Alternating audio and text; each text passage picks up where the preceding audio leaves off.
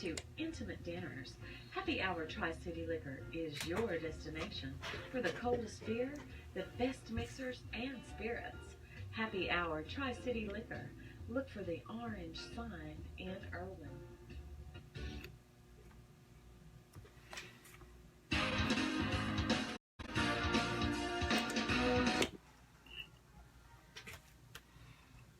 Welcome back to Tri-City Sports Now. I am Marky Bilson. And you can join me, by the way, at 423-743-6124. A lot of times I don't like to take phone calls. What the heck? We'll do it today.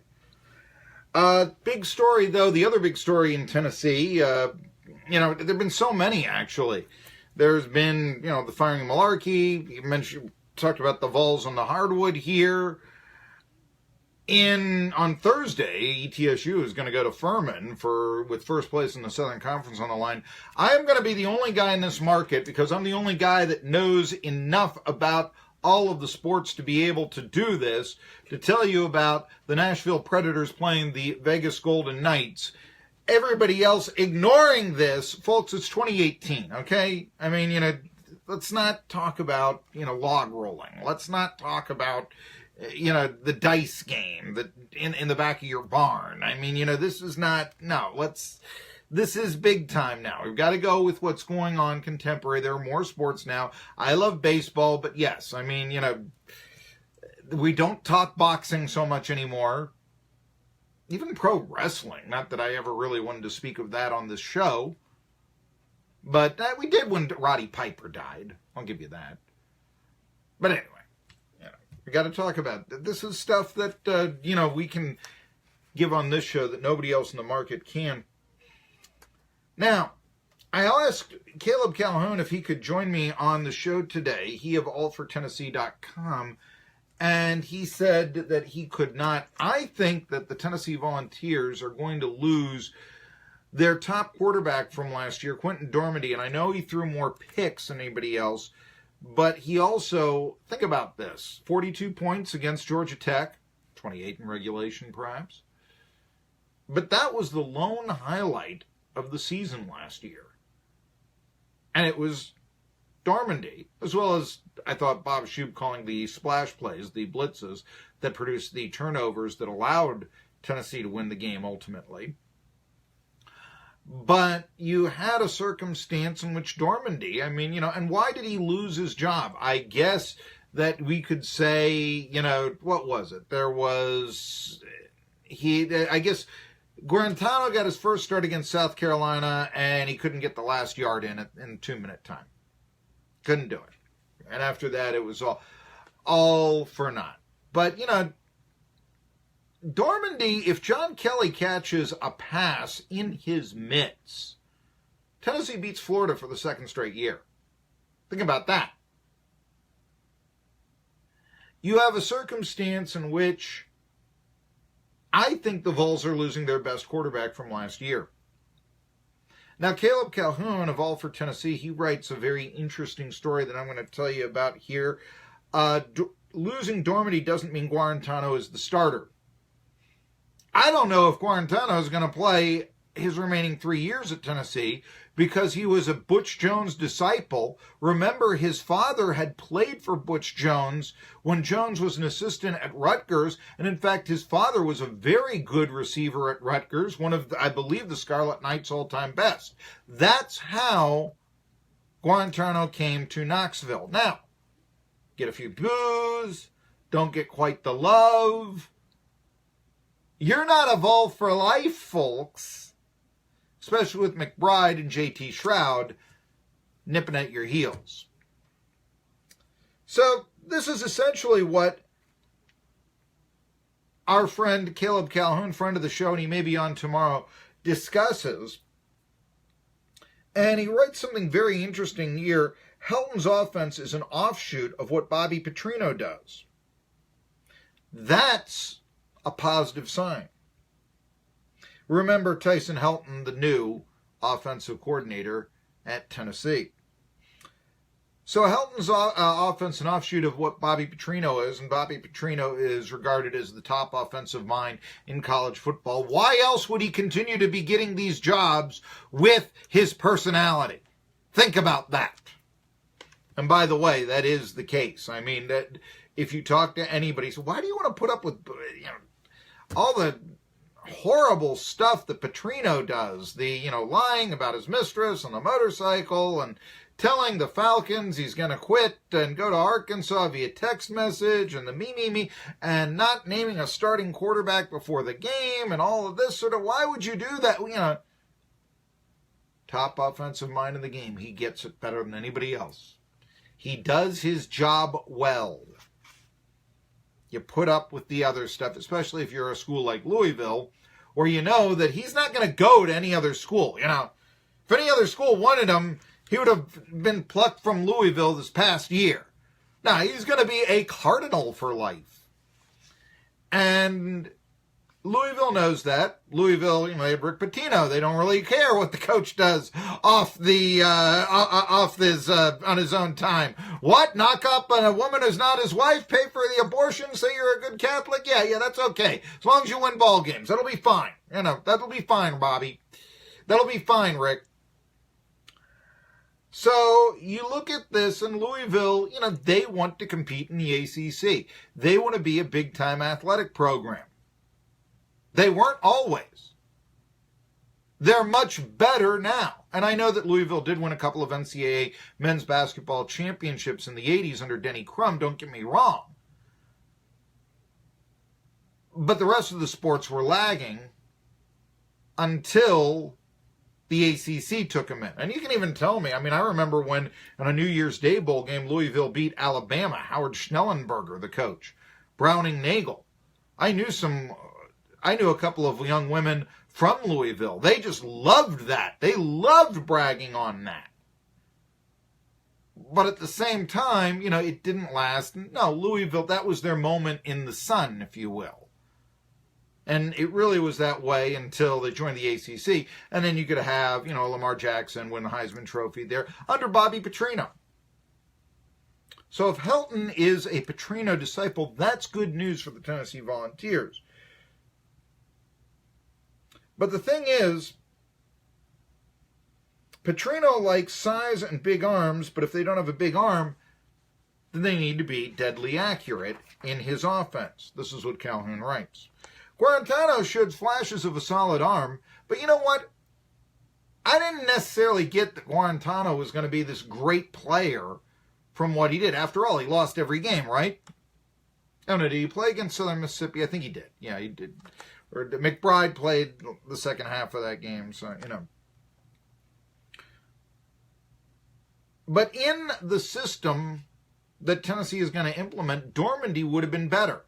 And I think this is a positive. And in fact, I think this is one of the problems of the Butch Jones / Larry Scott offense, or for that matter, even the Mike DeBoer offense,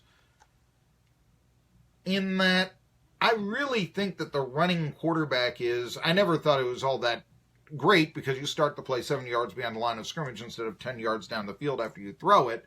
Yeah, I'm much more of stay back, throw the darn pass. That's how you advance the football.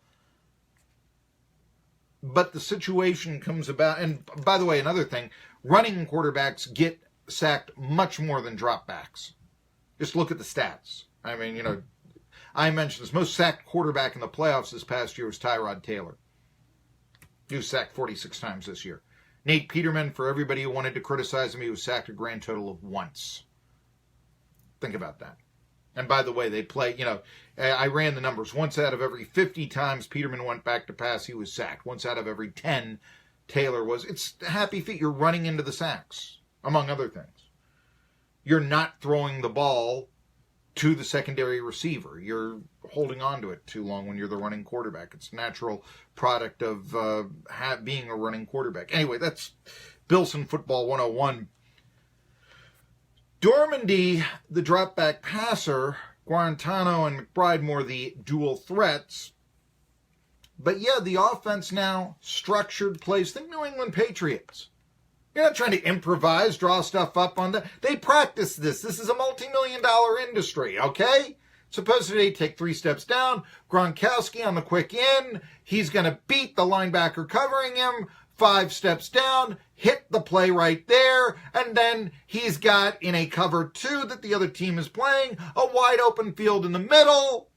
That's what you're supposed to be doing here. Set plays, okay? Not, I'm going to go back. Oh, my guys are covered. What's going to happen? That's why Colin Kaepernick is not playing in the NFL, and that's why Tom Brady, I've got a story here that says, okay, greatest quarterback of all time, sure, Tom Brady, but is he the greatest player of all time? He will be if the Patriots win the Super Bowl. He'll be that much better than Jerry Rice. You want to say that Jerry Rice is the greatest player of all time in the NFL? I mean, it's a subjective opinion, but you know where we're going with this. Okay.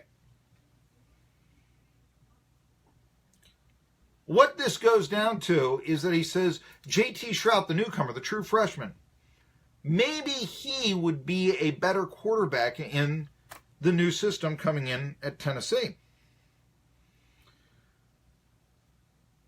So Dormandy's transfer, and he'll be a grad transfer, so he could go to another FBS school. And he'll be eligible to play right away.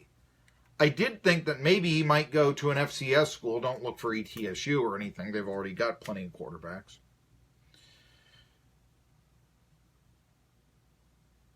But the thing is, the newcomers, Jeremy Pruitt and Helton, what did they do to the quarterbacks that were already coming to Tennessee at the time? Turned them away. No. That's the old offense. We want our own guys here. Jarrett Guarantano has Butch Jones all over him. Will McBride didn't show as much as Jarrett Guarantano, and Jarrett Guarantano didn't show that much. So Calhoun writes that maybe it will be Shrout coming in to play quarterback. Says he has better mechanics. Says he's a late bloomer. Says he might have only been a 3-star athlete coming in, but if he had more playing experience because he was hurt in high school, there's a great chance he'd be higher up on the list. So look for a very open quarterback competition in Knoxville next season. Also, don't be surprised if whoever is playing quarterback for the Vols, yet Juan Jennings is probably going to be one of his receivers. Juan Jennings, the man who caught the ball against Georgia to win the game 2 years ago, 2016. Well, remember that season before he got hurt against Georgia Tech last year. 40 grabs, 580 yards, 7 touchdowns. Got hurt, in the Georgia Tech game. Might have been able to come back against Vanderbilt, but then Brady Hoke decided to cut him from the team. Why? Because he said that the coaching staff stunk, which he was right on. That was why they cut him. They didn't cut him for his marijuana arrest in February, a year ago. That to me, I got a problem with. You have a problem, somebody speaking his mind and saying what's on the minds of everyone is cut by a guy who's only going to be there for 2 weeks. Excuse me. No. And then you get all these reports, and this is what I hate. Well, Jennings didn't show up for practices afterwards. He was hurt. He wasn't going to be on the field. You are a college student. Have we confirmed that he wasn't at the library? I mean, think about this for a second. And to me, it is a circumstance in which, it's very disturbing for me that get arrested, you can stay and start on the Tennessee Volunteers. Speak ill of the program. Even when you're right. Oh, we can't have that.